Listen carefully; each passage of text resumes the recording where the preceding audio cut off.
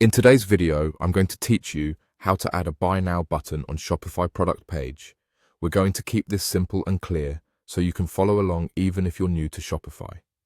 Start by opening the Shopify website and heading to your store's admin. From the admin dashboard, look to the left-hand sidebar and click on Apps. In the Apps area, use the search to enter Buy button. You'll see the Buy button option provided by Shopify. Choose it from the results, click into it, and then click Install. This adds the Buy button sales channel to your store, which is what generates the code you'll use to place a Buy Now button outside of your default product template. Once it's installed, you'll be prompted to create a Buy button. The on-screen prompts will guide you through selecting the product or collection you want to feature. Take a moment here to customize the look and behavior so it matches your brand. You can usually adjust the button text, color, layout, and what happens when someone clicks it, like adding directly to cart or opening a checkout.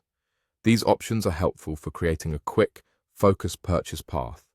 When you're happy with how it looks, the tool will provide code for you to use. Go ahead and copy that code. Next, return to your admin sidebar and click Online Store. Then click Pages to manage the pages on your site. Choose Add Page to make a new one. Add a clear title so visitors know what they're looking at, and write a short description to give context, something like a brief product highlight or any details that support the purchase decision. Now paste your code into the page content area. If your editor shows a rich text toolbar, look for the option to switch to HTML or code view, then paste the code there. That ensures the embed works properly and the button displays exactly as you customized it. That's it. You now have a Buy Now button on a page in your Shopify store, ready for customers to use.